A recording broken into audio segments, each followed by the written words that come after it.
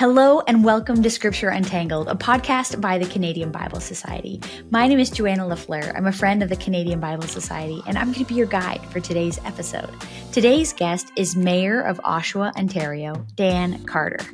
Elected in 2018 and then re-elected in 2022, Mayor Dan Carter is serving his second term as the Mayor of Oshawa. But you wouldn't expect this based on the way his story started out.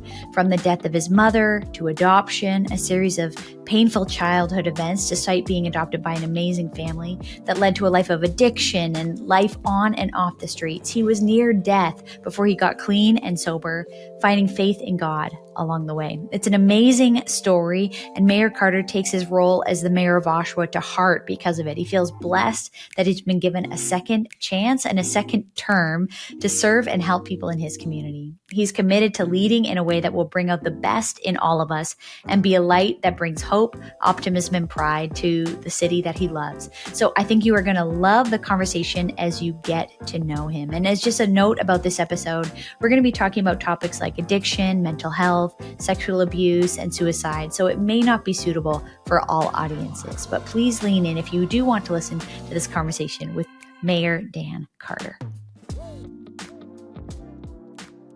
Mayor Dan Carter, welcome to Scripture Untangled. We're just so glad to have you on the podcast today. I really appreciate the opportunity to join you today. I hope you've had some time to enjoy the beautiful weather across this country, and I look forward to a very long summer. Let's put it that way.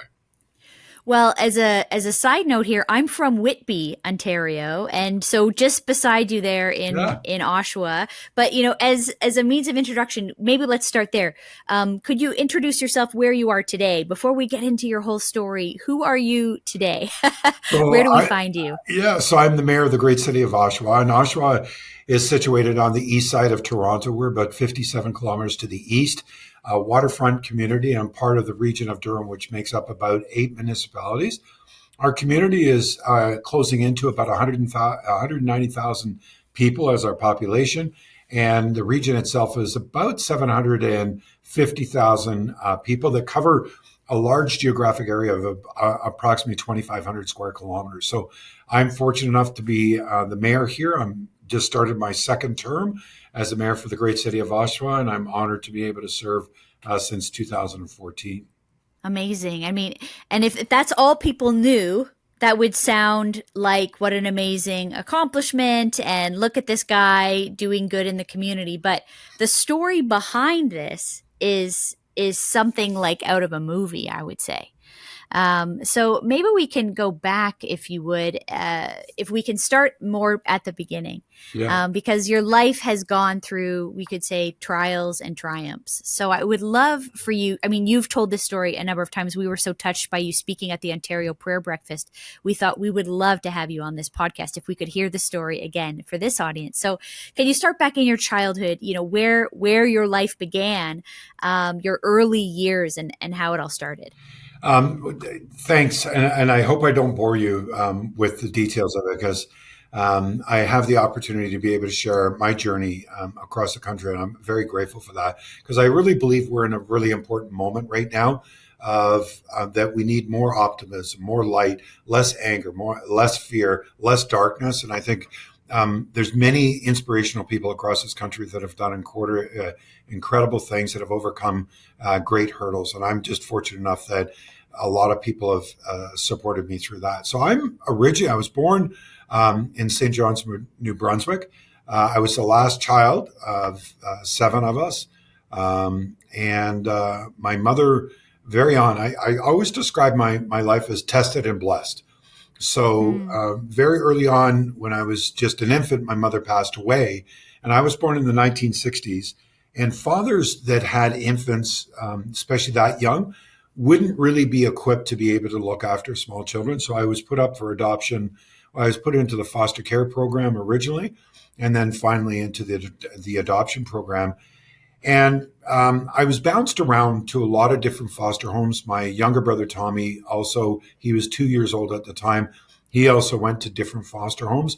But I was fortunate enough that in between many of the foster homes, I ended up at Isabel and Charlie Carter's house that was in Agincourt, Ontario. And Isabel and Charlie Carter were Second World veterans. My mom was a nurse, and my father was a dispatch rider in the Second World War. And they, believe it or not, they fostered from 1942 to about 1962. They fostered 22 foster babies. My mom was really good at infants and looking after infants. And so it just happened that I ended up at the Carter household. They already had 3 children, by the way, Michael, Maureen, and David. And it wasn't until about February of 1962 that I was being traveled back and forth to different foster homes. And Isabel Carter said at the time, she said, "You got to stop this. This child is going to be damaged forever. You can't be bouncing this child around to different foster homes." And I was fortunate enough to be adopted by the Carter family, the only one out of the 22 foster babies. So really wonderful start. Challenged right at the beginning because I lost my mom. Blessed because of the reason that I was adopted by the Carter family. And life kind of went on from there. I grew up in a great Christian home. My dad worked for the federal government. My mom was a stay-at-home mom. My brothers and sisters were much older. I ended up going to school. It was in my early school years that I had a severe learning disability that was not diagnosed until many, many years later. Matter of fact, almost into my 20s. And what was happening is when I went to school, I wasn't able to do the work, couldn't comprehend the instructions or the information. And it was later that I was diagnosed with dyslexia, but in the 1960s, it just wasn't heard of. And so my education really took place outside of the classroom. I would imagine that there was probably, and I'm pretty sure there was behavioral issues and different issues. And at the same time, there was a lot of bullying and kind of things that went on in my school. And my mom and dad could see that there was something going on. I was a really outgoing person. I'd talk to everybody. I'd stop cars and ask them where they were going and all those kind of things. But I became very introvert, believe it or not. And my parents couldn't figure it out. They couldn't figure out what was going on with me. So my dad and mom thought if I could deliver papers, maybe that would help me connect with people. And it was 14 houses. And I loved the job. I always say it's the best job I ever had. I got hot chocolate and chocolate chip cookies on all the doorsteps. So that was a really good job. And I ended up, my father always said to me, he said, we know those 14 houses, but don't go into that gas station at the corner. And just one day I was frustrated because my papers were blowing around. I was trying to put them together. And I ended up going in that gas station. And the event that happened in that gas station, I never spoke about until I was 31. And on that particular day, I was raped by a gentleman in that garage. And of course, once your parents tell you not to do something and you do it, and then there's something like that, and then the shame that goes with it, I never spoke about it. Yes. So I was struggling not only with where I came from in this family. Then I was challenged with my school years. And I would say that, by the time I got to grade 4, I was already 6'2" in grade 4. I grew really, really fast and very thin. And so, I was uncoordinated and just all the elements of being bullied on a regular basis. I would say that by the time I got to grade 4, I went down to the principal's office. Really, I went out to the smoking lounge to be able to talk to him about maybe I should be looking at a parking space because apparently I was going to be in elementary school a long time. And it was a painful experience, but I have to look at it as part of a humorous aspect now, but it is still one of the most difficult things I have to deal with. Well, and I'm picturing you even in the school picture. If you're a 6 foot something grade 4 student, imagining the class picture, you are head above, more than a head above all the other kids. And I am, and I've got a goofy looking haircut, and just really awkward. One of those awkward kids, and not being able to read and write, and not having athletic ability, and not fitting in. And all we want to do when we're kids is just fit in. And so that was a really, really difficult time for me. And then, being raped at such a young age and carrying that secret. And it just kept on, that journey continued until 1974 when I was just about 13. My brother Michael, that was a police officer and was 28, was killed up at our cottage. And that was a real turning point for me. I really didn't understand what had transpired. My friends couldn't really help me because they didn't understand about death, and I didn't really understand it. And I still remember my brother's casket with the Canadian flag on it and the police officer standing beside it as honor guards, and just really being overwhelmed about what's transpired.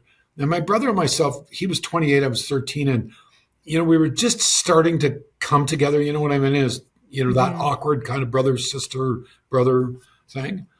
And I was just so lost. And at the wake, I was introduced to alcohol. And what I didn't realize was alcohol gave me all the things that I really wanted. I could be funny and charismatic and good looking and charming and smart and intelligent. And it gave me all the things that I was so desperate to have.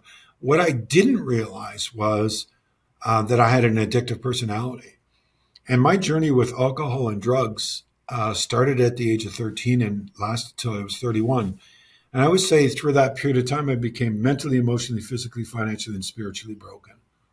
I lost, I'm 6'2", I'm about 215 pounds. I got down to about 110 pounds, lost a lot of my hair, my face caved in. I was, those people on the streets that look bad and smell bad and, are asking you for money. I would say that was me. And so you really were on the streets, or you were on and off the streets, or you were really like an at-risk. Yeah. Yeah. And it's, you just, there's a couple of things you learn is one is you learn how lonely it is, but also that you become invisible and people don't really see you. But I mean, there was periods of time where I was housed and there was other periods I wasn't. And, I was struggling really desperately with my drug and alcohol. And then one morning I woke up and for the very first time, this is when I'm 31 years old, I looked in the mirror and I saw what I had become. And I think it scared me so much that for the first time looking in a mirror that I saw that I was so sick, that I called my sister up and I said, Maureen, I said, I'm really sick and I'm really scared and I don't know what to do. And she said, Danny, you come to the house. And my sister Maureen was a very successful businesswoman and lived in quite a good neighborhood in the Bayview, York Mills area, which is a very affluent area in Toronto. And I remember knocking on the door and the maid came to the door and kind of she knew me, but was shocked in the way I looked. And I remember walking into the kitchen where Maureen was and she was reading the newspaper and she put it down. She didn't say a word. She walked across the room and she whacked me in the side of the head right in my ear. And she said, you have two choices today. She said, you either sober up or you die. And today's the day. And I just remember being so broken that I just started to cry. I was scared. I didn't know what to do. But I knew I had to do something. And that choice, my sister was a no nonsense person. And I'm pretty sure if I said, well, I'm not going to sober up, I think she would have killed me where I stood, kind of thing. She just was a choice, but not really a choice. Right, she was but offering. She was a person that always believed in me. And there was something that she saw that even I didn't see. And I was lucky she had the means to help me get into a program for a year in Los Angeles, California. And it was the very first time I talked about being adopted in a safe place. And not having this, people always say, oh, you were so lucky. Yes, I was lucky and I was blessed. But you also have questions. Who's my family? Who are my biological brothers and sisters? What happened? Why me? Why all of those kind of things? It was the first time that I talked about the shame and what I went through every year. I don't know, you're so much younger than me, but when at the end of the school year, they would call out your name and you would get these blue report cards in an envelope. And, every year they would call your name and everybody'd run up front and grab their envelope. And every year I would put my hand up and say, I didn't get a report card. And they would always say the same thing. Oh, Danny, your report card's with your mom and dad. And after about the third time, you really understood what that meant. That meant that you weren't going to pass and you were going to be held back. And, it was the first time that I could sit down and talk about how that made me feel and how emotionally that affected me. It was the first time that I talked about being raped and how scared I was and how I saw relationships and all of the things that go with that. It was the first time that I talked about my brother Michael and his death and what impact it had on me. And it was a wonderful opportunity not only to be able to recover from drugs and alcohol, it was a wonderful opportunity for me to be able to deal with the brokenness that I had. But also it gave me an opportunity to be equipped differently, that I could be truthful and honest. I could be a person of my word. I I do I am a gifted individual, but I just hadn't found my way yet. And that rehabilitation program saved my life. And you know, I still remember one of the last days in rehab. The counselor said to me, "Danny, I know that you're in this euphoric moment, that you're really ready to take on the world, but just remember, bad things happen to good people, and good things happen to bad people, and you need to always remember that." And I remember going, "Oh yeah, yeah, sure, yeah, not a problem." Nothing And bad's going that, to happen again. yeah, Yeah. and it's how much there's no possible way anything could go wrong. And then 9 years into sobriety, I got a phone call from my brother, May 17th, 2000. And my brother David was a police officer at the time, and he had I had married by this time, and he said, "Danny, I need you to come to Toronto." And I said, "David, it's a long weekend, kind of thing, and not much." And he was very vague, and he said, "No, I need you to come to Mom and Dad's house." And I didn't really understand what that was all about. And I asked him, I said, "David, what the heck's going on?" And that's when he told me that my sister Maureen had decided to end her life. Wow. And I This is the sister who had helped you and saved yours. she saved my life. She saved my life, and she she always believed in who I was. She always believed that I would do something great. She always believed that I wasn't that dumb, tall, blonde-haired kid that I saw myself as. And she gave me every opportunity to be able to save my life. And even 20 something years later, I still struggle with it because she was such an influence in my life and she saved my life. And I don't understand why she made the decision she did. And every day I miss my brother, but I miss my sister tremendously.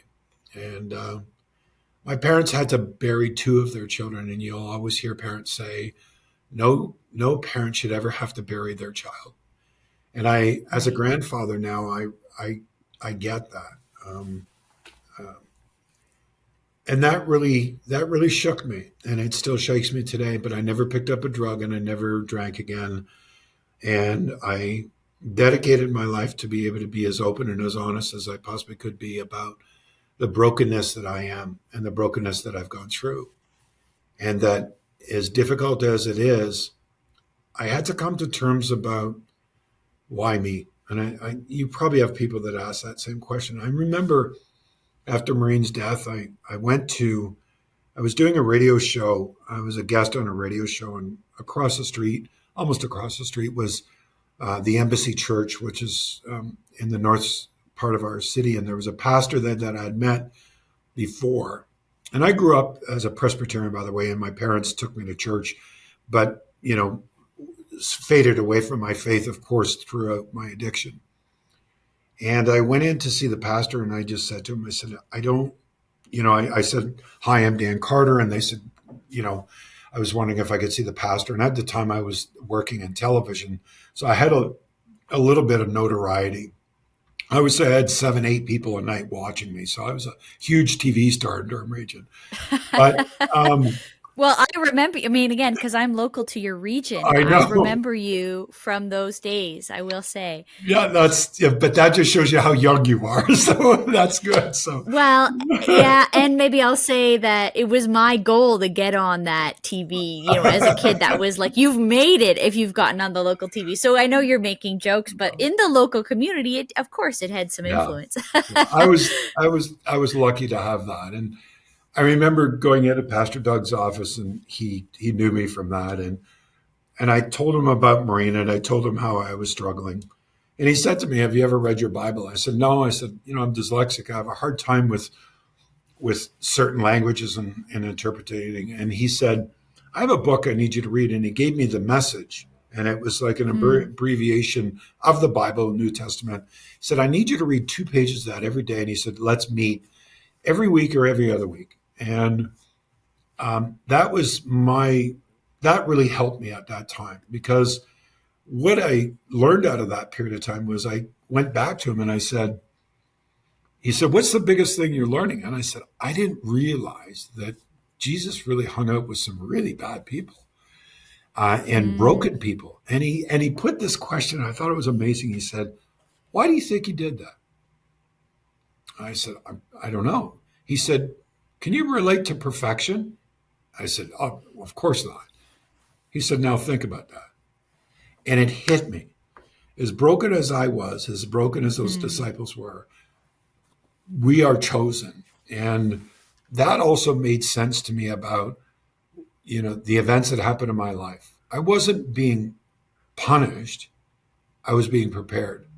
And I always say to people, I wish this upon no one, but I better understand why I went through so many different phases of my life and different challenges, because God wasn't punishing me. He was preparing me. And when I think about, when I was on television, I was able to talk about being dyslexic and working about literacy and how hard that was. I had the opportunity to talk about addiction and mental health because I had gone through it. I had the opportunity to have different guests. And what I always looked at is it was a chance for me to be educated because I didn't have a formal education. And I think that what happened was the television show, my relationship with my pastor, the relationship with Durham Region, that really gave me a chance. A broken individual, as broken as I was, they still invited me into their home every night. And that really played huge dividends in regards to my recovery and my health. And, I'm just reminded on a daily basis that, I'm still that individual, but for the grace of God and forgiveness and redemption and recovery, I'm able to be a contributing person in society. And that makes me proud. Wow. Well, the story, I'm sure there's so much more to the story that, we can't get into here, but, thank you for sharing, these glimpses, these vignettes of major things that you've gone through, to sit where you are today. When you think of, you talked about this sort of Presbyterian home you grew up in and then also struggling in school. What was your memory as you reflect back as a younger person? What was your sense of God or sense of religion or church? Obviously you were struggling to read a Bible. Was church like just another bad day at school for you? Yeah, Was there anything, was there any connection? Yeah. I couldn't understand, and I couldn't understand what the connection was. My parents were both, Charles and Isabel Carter were born in 1915.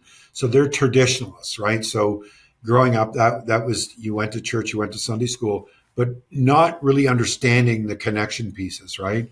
Not really kind of coming to terms with exactly where I was, how I came to be and what faith really meant and all those kind of things. So it was difficult for me to kind of put a connection piece for it. So it really was one of those kind of, another bad day at school. My dad, it was funny because my dad did some of his best sleeping in church. And I still remember as we went out, of course, everybody said thank you to the pastor.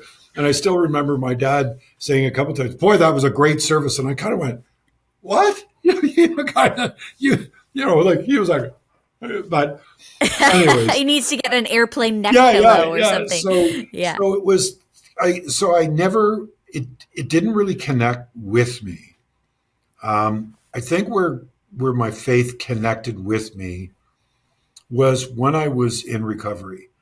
And I think that there was a lot of realization that even the hospital said to my sister and said to my family, we don't know if Danny's going to survive because his illness is so severe, but we're going to do everything we possibly can to get him on the right path and try and help him. I was in ICU for a long time because I couldn't take solid foods and withdrawal. It was just a Wow. horrific thing. And I think that coming out of that, I think that the being in a safe environment and being able to talk and be truthful about how damaged and how imperfect I was, I think that that really kind of highlighted that, you know what, there's something else going on here. And as you know, part of AA or any of the 12-step programs, we have to come to acceptance that we are not in control of our lives, that a greater power is, and that greater power is God, in the way that we see God. And I think that helped me kind of see that there was more to it than just Maureen and Danny and good rehabilitation people. There was something else in play. And, I've always been a great believer that your faith comes at different times in your life. I think it gets stronger at different times of your life. I think there's periods of times you're a great Christian. I think there's other times that you're not a great Christian. But I think that there's moments where it's connectable. And it's funny, I was just at a great event on Tuesday called The River. And Mm. every Tuesday night in Durham Region. I've been to it. Have Yeah. you? Yeah. I got to be honest with you, just unbelievable. But what I really I'll just say that the leader who was there that night, Brooke Nichols, has been interviewed on this podcast as well. Just incredible, just incredible. But the one thing that really moves me emotionally and connects me is worship music. For some reason, it connects with me. It moves me to a certain place. It opens me up to the message that is about to come. I understand it. And really good pastors that you get to hear that put it in connectability about not only about what is written, but how it's reflected and how it impacts our lives plays such an important role. And for me, I think I'm still maturing in my faith journey. But, I went to the river on Tuesday with my daughter, Amanda, and I can't stop talking about it because it was such an incredible experience. There was thousands of people in that room. And the music was spectacular. The pastor was spectacular. The spirit of the room was incredible. There was people from 8 to 80. There was young men and young women. And it really, I looked around the room and I went, wow, this is good stuff. This is good. This is what we can build on. Right. And, it's been quite a journey in regards to how my faith has matured in me as I mature. And I think too many times, I think people think we get it all at once. And I think God doesn't want us to get it all at once. I think he wants us to embrace it, to be a student, to learn, to be curious, to question, to challenge, to rejoice, to celebrate. I think all of those things. But I think he wants it to go on for a lifetime and not 15 minutes. He doesn't want you to get it at the end of your life. He wants you to get it in your whole life. I hope you're enjoying this conversation with Mayor Dan. I want to just pause for a minute to tell you about the Bible course. Because whether you're a seasoned Bible reader or you're just starting on the journey, the Bible course offers a superb overview of the world's best-selling book. This is an 8-session course that will help you grow in your understanding of the Bible. It uses a unique storyline, and the Bible course shows you how key events, books, and characters all fit together. It's great for in-person groups, or it can be used for digital gatherings. It can really be used anywhere. You can watch the first session for free and review the accompanying course guide. Go to biblecourse.ca to learn more, biblecourse.ca. And as always, the link will be down in the show notes. Now back to the conversation.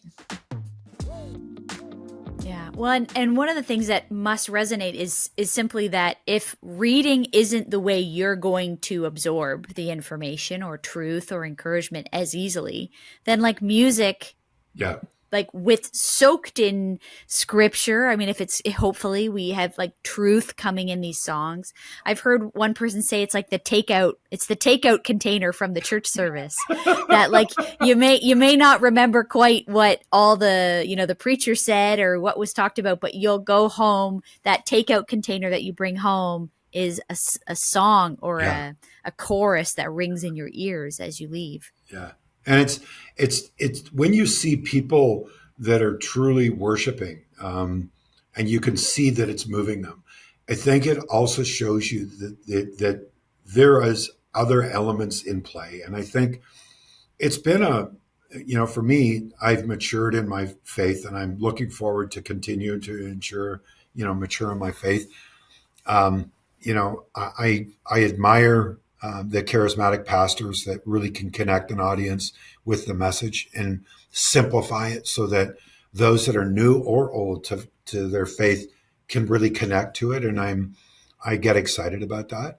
I don't know if you can see this, but on my desk, I have my Bible.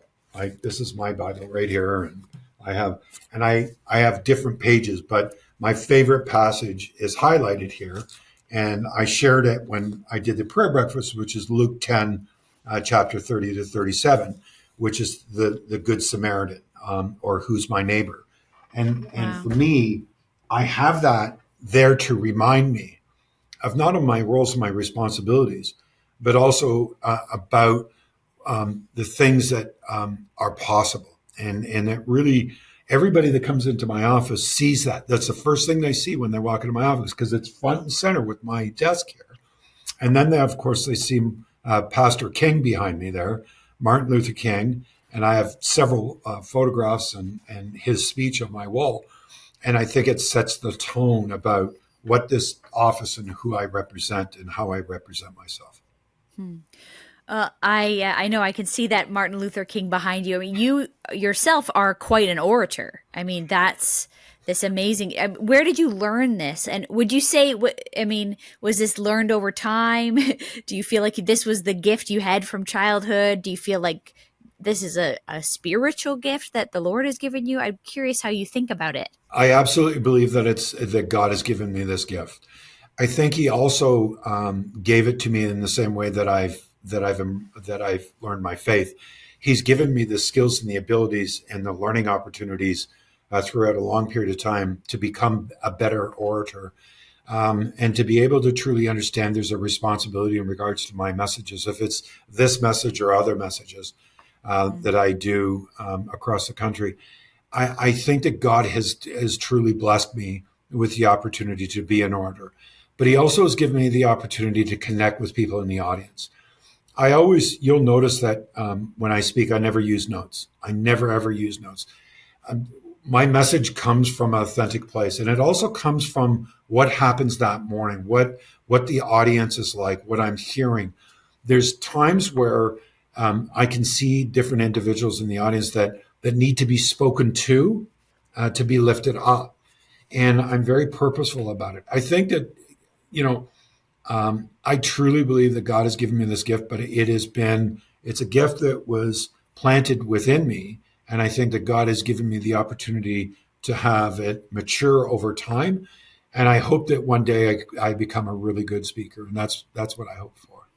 Well, I think, I appreciate how you describe yourself, but I think we might say, you had us all in emotion. I was in tears, which is unusual at a prayer breakfast that's at 7 a.m. in sort of a stiff boardroom style environment. And I And, didn't we want to were, start your day off crying, but no, I mean, we were so moved by your words. You have a way to connect with a room, exactly as you say.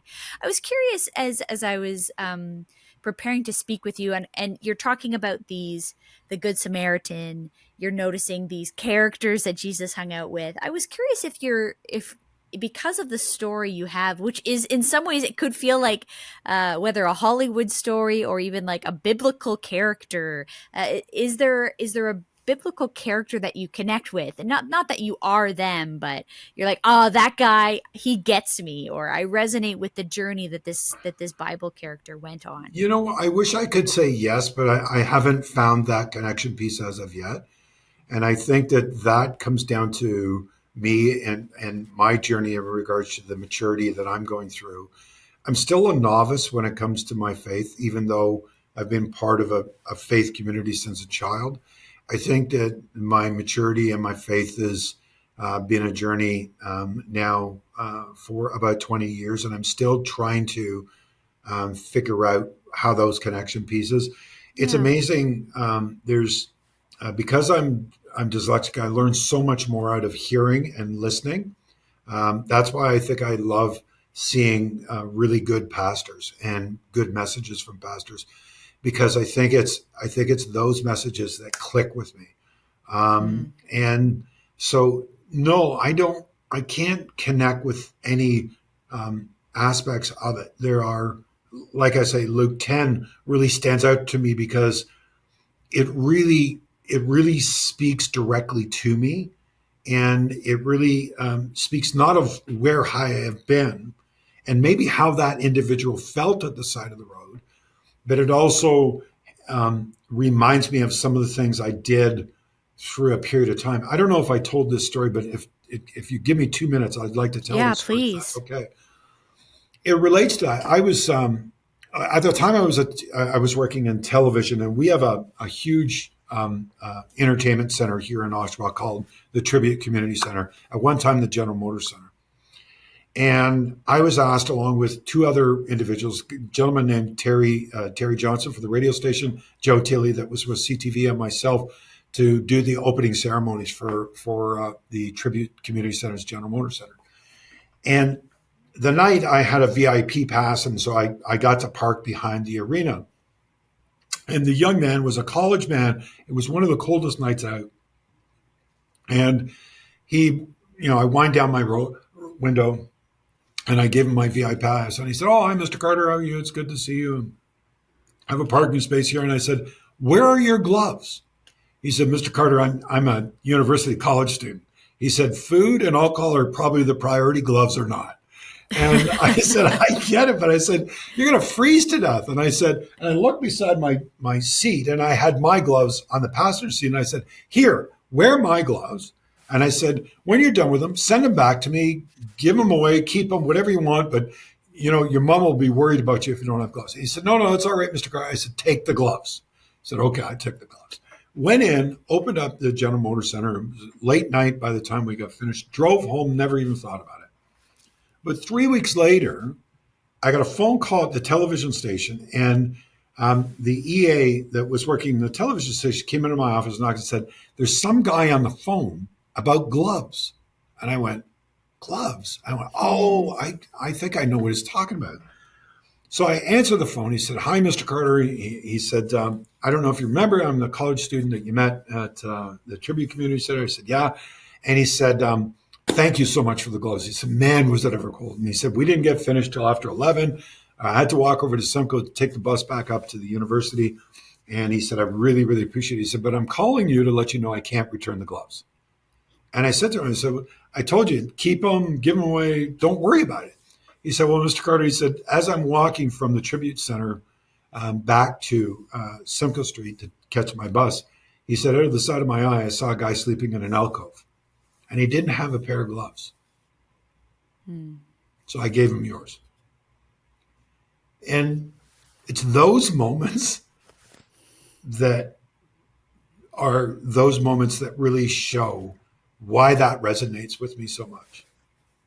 Because it doesn't have to be big. It doesn't have to be boastful. You don't have to wait around for the applause. Do the right things at the right time for the right reasons. And it's amazing when we do things like that, how we impact people's lives. And I think those are things that God puts into your life so that you have the opportunity, and God has the opportunity to say, "So what are you going to do now?" And I think that's why Luke 10 really kind of resonates with me. It's something that I lean on every day. So I hope I answer your question. Yeah. So it leads me to ask, in some ways, maybe you're already answering it, but I'd love you to give us the insight. Why did you sign yourself up for this difficult job that you have right now? There are many guys who, you're a grandfather. You've said you'd be easing your way to retirement and going to Florida and grandchildren or golf or whatever. I mean, obviously you've not that you'd have to do that, but why did you choose to put your name in, and then if you were elected, to do a really difficult job? Well, it was back in 2014. I had been asked to run provincially, I'd been asked to run federally, and I kept on steering away from it. And in 2014, early, I got a phone call from a provincial party and said, "We want you to run for the nomination of this particular seat." And we, at the time, Paula and myself were in Florida, vacationing at the time. And I said, well, I'll have to get back to you. And I talked to Paula and I said, I just don't think it's the right thing for me right now. And I said, she said, but Danny, you've been talking about politics and serving for such a long time. And I said, yeah, I know. And she said, well, if not this time, she said, you better make up your mind sooner or later. And she said, or you've got to stop talking about Hmm. it. And my biggest fear is if I put my name on a ballot as broken as I am, right? Who the heck's going to vote for me? So in 2014, I finally, after Paula challenging me to put my name on a ballot, I put my name on a ballot to become a regional and city councilor for the city of Oshawa, not knowing how to campaign, not knowing what a campaign looks like, all those kind of things. And we went out and knocked on doors and dropped flyers and really kind of took the opportunity to kind of introduce myself to the community. And I was fortunate enough in 2014, I was elected with the third highest vote count. There was Nancy Diamond, Amy Anglin, and myself. And we had over 11,000 votes, which was just unheard of as a newcomer coming out of the ballot. And I think that was my introduction into politics, and I learned a great deal. And then in 2016, the regional chair, 16, 17, passed away, Roger Anderson. He was a long-term guy that had served the Durham region for about 22 years. And the mayor at the time was John Henry here in the city of Oshawa that I served under. And he came to me and said, Danny, you should know that I have every intention of running for regional chair in 2018. And he said, I'd like you to run for mayor. And I said, well, Mr. Mayor, I said, I'm 4 years experience. I said, I just, I really think I should stay where I am and everything else. He said, well, I'm glad you think that. He says, but I'm not asking you. I'm telling you, you need to run for mayor and you have my support. And I said, why? And he said, because you're the right man at the right time for the right reasons. And I talked to my advisors and I talked to people and I was scared again, right? You got to raise 50 or 60 or 75,000. Where am I going to get that money? Oh my goodness, right? How am I going to do this? I've never run anything. And people surrounded me and just said, we got this. And in 2018, I was elected mayor with 70% of the vote, which I was just shocked at. And then 3 days before I took the oath of office, General Motors made the announcement they were leaving after 110 years at Oshawa. So baptism by fire kind of thing. And but I guess I knew in my heart of hearts I was going to serve. I just didn't know where I was going to serve. And I'm still amazed that I have this opportunity to be able to serve. I'm in my second term as mayor of the great city of Oshawa. And we've just come off our second campaign where we garnered about 64.8% of the vote. And so I'm really pleased about that also. But I guess, I knew somewhere or another I was going to serve. I just didn't know where I was serving. For a while, I thought I might become a pastor, to be absolutely honest. But I didn't know if I could pass the academic aspects of it. And I think that my calling is in a different direction. So, right. Well, and in some ways, if you could say where the parallels are, it's about leading, caring for people, having to communicate an idea, compel people in a direction, lead change. I think that's often a huge part of a pastor's job. I mean, there's interesting parallel. I mean, it is you are exactly where you need to be. But I can see why maybe there were some job description parallels. Yeah. You try and find your way, right? And I think that I've learned a lot. I've made mistakes. Every day I come in and I try and do better than I did yesterday. And I didn't realize that I would have the challenges that we have faced. We have not only with General Motors, but we got through that. And because of my relationship with General Motors prior to coming into public office, that played dividends in regards to how we were able to get General Motors back. And that's about that relationship building and building trust and communication. I never saw COVID coming. I don't think any of us saw COVID and what the effects would be of that. We now have a homeless crisis across this country and an opiate crisis. We have a severe mental health crisis that's hitting our country. So, when you look at how I'm equipped and the issues of the day that are hitting nationally in every community, then I have to answer the call and say, you know what? I guess I was being prepared for this moment to serve in this role because of the reason of my brokenness, and that also is good news and it's bad news, because I think people, because I've been honest about my background, I think people have unrealistic expectations about how I should be able to fix it like that. And Mm. but I have two roles. I have a responsibility socially, and I have a responsibility to govern, and I have to find that balance in between. But what I can say is that every single day, the number one issue that I think about is those people that are suffering on our streets with addiction and mental health, and I do everything I possibly can to make sure I save their lives, even if they don't want to be saved. Well, Mayor Dan, maybe as a last question, a way to end it, I do want to ask about that. When I think of, and the two sides, if the person listening who feels like they're the guy or the man, the woman, the young person who's the person on the side of the road in the Samaritan story, the beat up, broke down, desperate for help, can't do it for themselves kind of person. I'd love to know what you might say to that person. What do you say to that person today in your own city? And then the other side, I'd love to know, then the people walking by who have a choice to act or not, what might you say to them? So I'll take the last question first, because I think I understand the fear and the apprehensive and the anxiety that goes by passing those individuals that are acting in a very strange way, behaving in a strange way, that look different, that smell different, that do that. I get people's apprehension.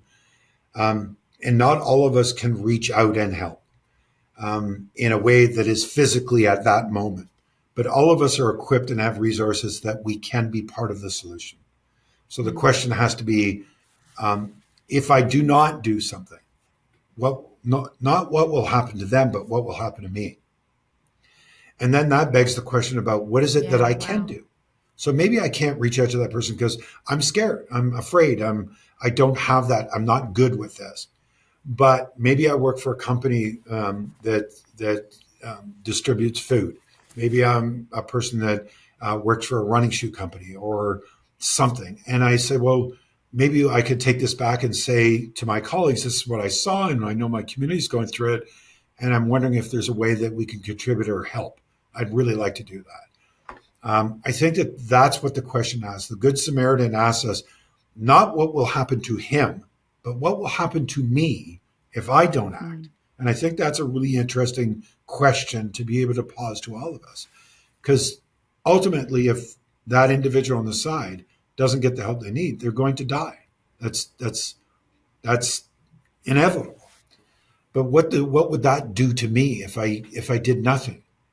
And so I think that's the question I ask people to do. And I understand people's apprehensions and their anxiety or their fear. I get it. So I'm never going to ask people to try and do that. But I think all of us have something to be able to do. On the second and the first part of your question about, for those that are suffering or the families that are suffering because they have loved ones that are out there struggling with mental health and addiction. The only thing I can say is recovery, redemption, and forgiveness is available. And it lives. It's a living, breathing item. It really does live within all of us. And as hurtful as we as individuals that are addicts have hurt you, there is a possibility for redemption and for forgiveness and recovery. And that all of us have been chosen to be here, that we were created, that we were birthed, that we are God's children, and that we all fit within this society one way or another. And that I always say to people, please never give up hope. I understand your frustration. I understand your anger. I understand your disappointment. I understand all that. My parents went through that. My sister, my brothers went through it. It took my parents 3 years till they really believed that I was clean, sober, and I was a different man. And if I wasn't equipped properly, I would have come out of recovery and said, well, I'm all clean, like everything's forgiven, let's move on. Well, it takes a long time to to deal with the hurt, the shame, and all of the things that you have to Yeah. make amends with. And I asked my parents, even though that they were distant when I was going through my addiction, especially in the later years. My parents kept on saying the same thing. We never stopped praying. We never stopped believing that recovery, that one way or another, you would find a way forward. We just couldn't believe that God would put you in our lives to take you out of our lives. They never stopped praying. And I think, but they also said on the other side of it, we had conversations as a family to say, if Danny doesn't make it and he does die, do we understand that? Do we understand what that will do? And, that was a real eye opener for me. I mean, how do you keep on praying and hoping and forgiving somebody when they're acting and behaving and just horribly? And how do you find that in yourself? And I think that as a recovered individual, or a recovering individual, I think that's one of the most amazing things about recovery. It's about how much grace is there and how much forgiveness is shown. And to me, that's just an amazing thing. And I never want people to lose hope. Um, I've had people, and you can imagine, I've had a lot of people call me and say, I got a son, a daughter, a brother, a sister, an aunt, an uncle, a best friend, a Yeah. colleague. And, I just don't know what to do. And I really want to do the right things to be able to help them. And you try and find the right words and the right kind of things to say. And you try and make sure that you don't give them false hope. But what I try to say to people is that, yeah, I'm a very unique person because I've had this opportunity, but it was because of the love and the care and the prayers from my family that I had the opportunity to recover.